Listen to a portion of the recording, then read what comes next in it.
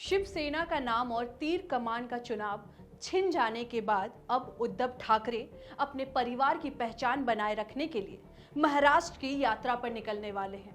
उद्धव ठाकरे आज से 3 मार्च तक महाराष्ट्र की यात्रा करेंगे। इस यात्रा के दौरान उद्धव ठाकरे के महाराष्ट्र के शहरों और कस्बों में पहुंचने की भी तैयारी है। भारत की राजनीति में समय समय पर राजनीतिक यात्रा होती रही है।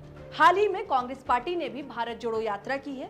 ऐसे में यात्राओं का इतिहास देखें तो कई राजनीतिक दल ने जनता से सीधे संवाद बनाने के लिए और सत्ता में कब्जा पाने के लिए राजनीतिक यात्रा की है। राजनीतिक में पदयात्राओं का इतिहास काफी लंबा है। अब महाराष्ट्र में सत्ता परिवर्तन के बाद उद्धव ठाकरे ने भी इसी इतिहास में अपना नाम जोड़ने की तैयारी कर ली है। उद्धव ठाकरे या उनके पिता बाला साहब ठाकरे कभी इससे पहले ऐसी यात्रा नहीं निकाली। यात्राओं के इतिहास की बात करें तो गांधी की पदयात्रा सबसे लंबे समय तक चली थी। वैसे अक्सर गांधी पैदल ही चला करते थे, क्योंकि पैदल यात्रा में आम लोगों से सीधा संपर्क होता था और आजादी की एक चेतना भारतीयों के अंदर जगाने का एक सार्थक प्रयास किया जाता था। ऐसे में गांधी की जो यात्रा सबसे ज्यादा दिनों तक चली थी वो थी दांडी यात्रा, जिसकी शुरुआत साबरमती से की गई थी।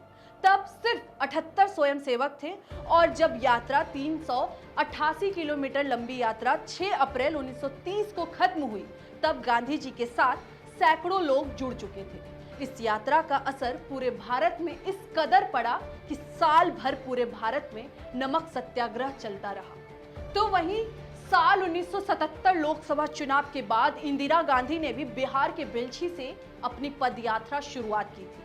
उस समय बेलछी में जातीय संघर्ष हुआ था, जिसमें 14 लोग मारे गए थे। बेलछी यात्रा से इंदिरा गांधी को भी फायदा हुआ और 1980 में फिर चुनाव जीतकर सरकार बनाने में कामयाब रही इंदिरा गांधी। साल 1990 में बीजेपी ने राम मंदिर को एक बड़ा मुद्दा बना दिया था।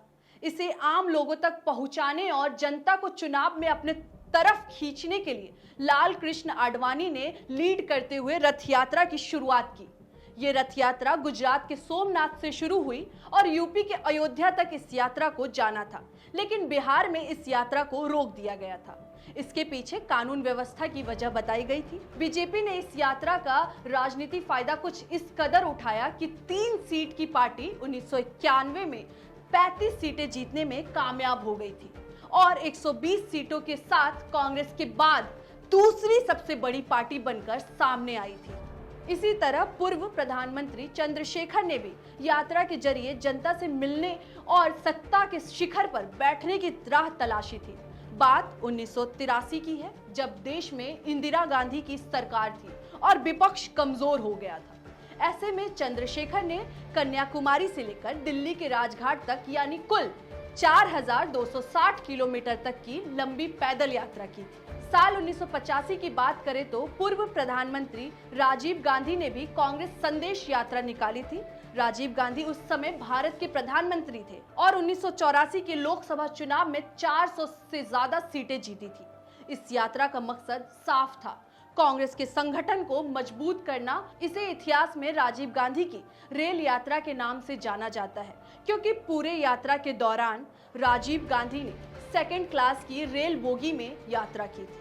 यात्रा के इतिहास में 2007 में जब पश्चिम बंगाल में लेफ्ट की सरकार थी, तब नंदीग्राम हिंसा के बाद ममता बनर्जी ने सिंगूर से नंदीग्राम तक पैदल यात्रा की थी और इसके 4 साल बाद यानी 2011 में पश्चिम बंगाल को एक नया मुख्यमंत्री मिलता है, जो ममता बनर्जी होती हैं। 2013 में चंद्रबाबू नायडू ने भी विपक्ष में होते हुए 1700 किलोमीटर की यात्रा की थी।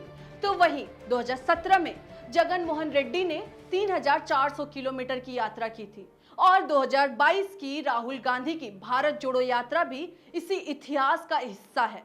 तमिलनाडु के कन्याकुमारी से जम्मू कश्मीर तक की यात्रा यानी 12 राज्य 5 महीने और 3570 किलोमीटर की लंबी यात्रा पार्टी और संगठन को मजबूत करने के उद्देश्य से किया गया था। इसी तरह की और भी वीडियोस को देखने के लिए मॉलिटिक्स चैनल को सब्सक्राइब करें।